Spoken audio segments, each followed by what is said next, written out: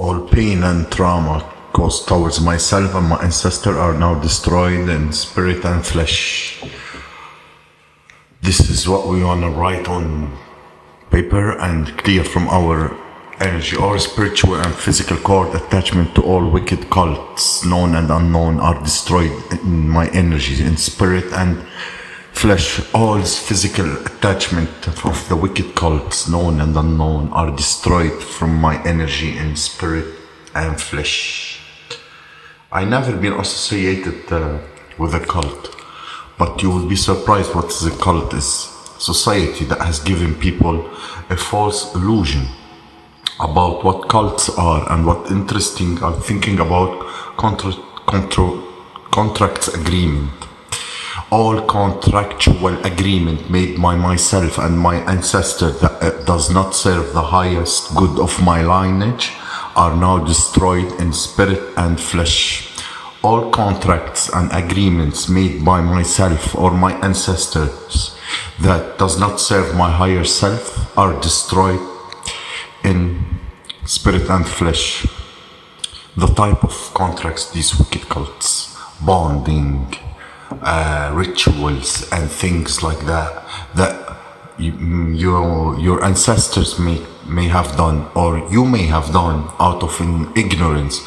Well, in fact, it was creating an anchor for the lineage, or creating blockages for the lineages, keeping you down, bound to something, ultimately hindering you from receiving your inheritance and bright sovereignty. And these messages are strong, but these things you have to write down and burn them. Yes, put it on paper and burn them. Spiritual black sheep ain't no more, you know. It's the goat, feel free. So I have here, listen to me. It's better to ask for help than to carry the load alone. You've given too much of yourself, and now it's time to allow others to reciprocate the energy, release the burden of overexpanding or overextending to ungrateful individuals. Codependency allow the truth to be flow rightfully, definitely strong energy of stop overgiving. Don't overgive yourself to anybody. Give people the permission in the room to give to you now. If you need help in certain areas of your life, carrying burdens, and you don't want to burden someone else, maybe you got so accustomed to do that alone. When you feel, shall I ask for help, or what I should be doing for myself? Keep in mind, other people don't have problem asking things when they want, even if they can do certain things alone. Even if they can do it, they still don't do it. They go and ask somebody in the quickness specifically. So don't be afraid to ask, and let's see. We're gonna jump to the message. Holding on to your wallet, holding on to your energy. You stop giving yourself your energy, your finance, your emotion, because it's time for you to start giving back to yourself and giving other people permission to return the favor. So as it comes, holding into those things that we hold value for, and it's like consciousness, it goes even deeper beyond finances. We also talking about overgiving of our spiritual wisdom, our intuitive insight. Some of us, we have a gift of reading energy, and this something not everybody have it, and this is something very expensive. And some of us have spiritual gifts, and you might have these particular friends or particular family members that people just love to siphon your energy, always asking you, what do you think about this? Can you tap into and see what you think about this? Just take it. But they see the value in which what you have to offer, but there's no reciprocity. There's sometimes you don't even give a thank you, but they constantly pulling on your energy for you to tap in and use your consciousness and your higher wisdom to help guide them.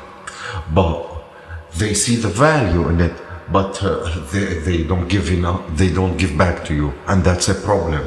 And for some of you is being called to hold back and to openly express with the third eye sees, with people that they are not reciprocal, not for those who's doing spiritual work.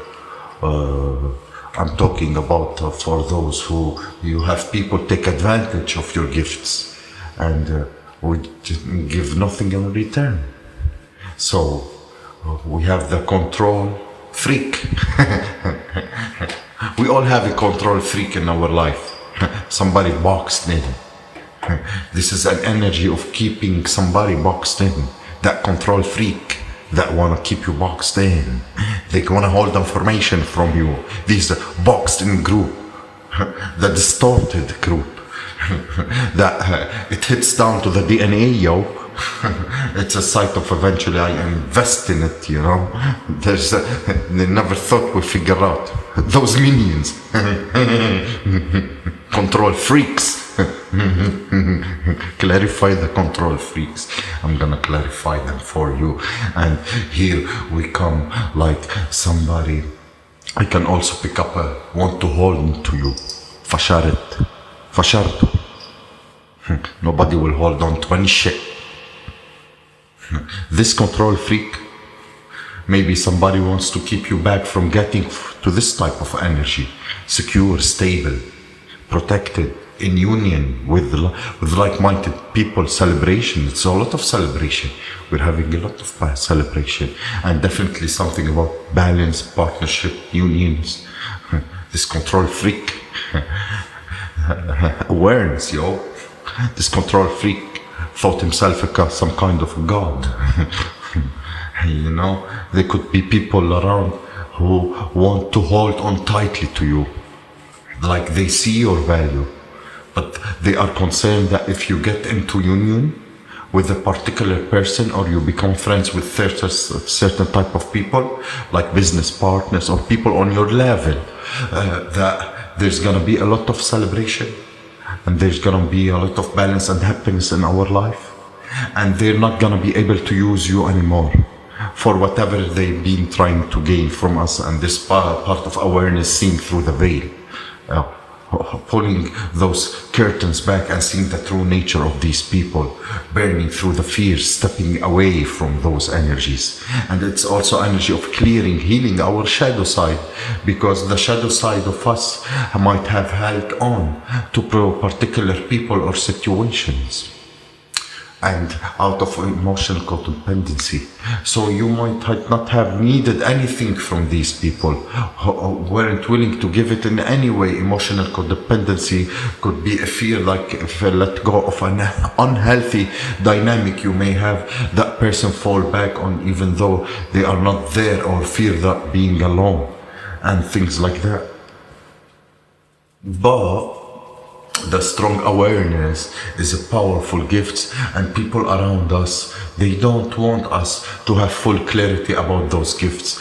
They don't want us to see the value in it. They see the value in their gifts, and that's why always they will ask you for your help to pure your energy, so they can siphon and take and shit. But at the same time, they want to hold into our energy, because they fear that if you really realize how powerful we are and how powerful our spiritual gifts are, we're gonna take off.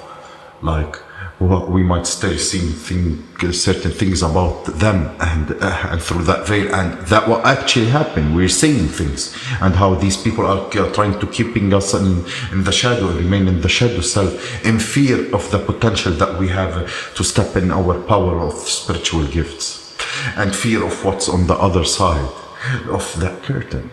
They want us afraid of it, but they want to hold into it at the same time, because they see the value in it.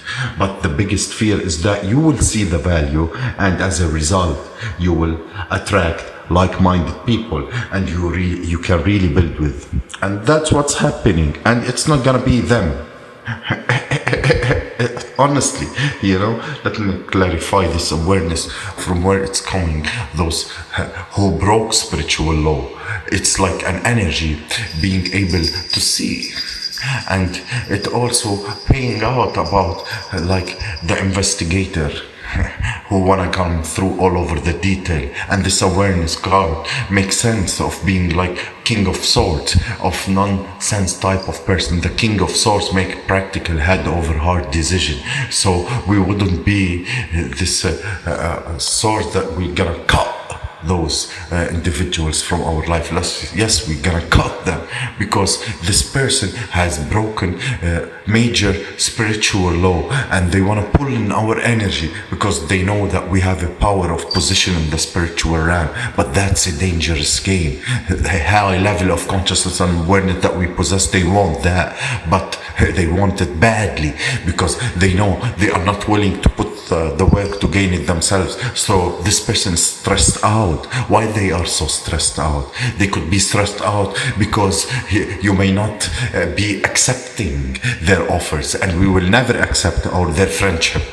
We're pulling back. Yes, because we had enough from those energies. I told you, listen, look at that, the towers. You have gotten the hermit mode, and they don't have access to our energy. They don't have access to all this knowledge and wisdom that we are acquiring in our solitude, and that's stressing them out. Keep stressing them. Keep stressing and overthinking. What are you gonna do now? What are you gonna do now? What I'm gonna manifest if I don't have access to this energy? How come I'm gonna manifest? Whoever this thief is, they want this gift for money. They want to steal our spiritual wisdom so they can gain something financially. They want access to our spiritual gift because it's a monetary game that comes with that, and they are doing it for the all wrong dog reasons. And this intuitively being guided to go in hermit mode and isolate ourselves from these people and bringing the tower down on them. Yes, I'm putting this to rest, motherfuckers. Yeah, do you hear me? Hear me clear. Run away. You're afraid. You better be afraid, because you see, why do you want access to my consciousness? Why do you want access to my higher wisdom? Why do you want that? I strongly believe because it's all about money, and that's not about the Most High gift us in spiritual intuitive gifts. The Most High give us these gifts because we are here to awaken humanity, to help to break generational curses. We are here to tap into a higher wisdom, and in order to help guide people and pull people out of the matrix and remove the smoke screen and the illusions of the societies and being placed over our ancestors since hundreds of years. We're here to awaken and free souls when we step into our purpose. We don't stand in the purpose for the sake and the sake of gaining wealth. You want to step in my shoes to gain wealth? And this divine intervention has to put the tower in your head, motherfucker.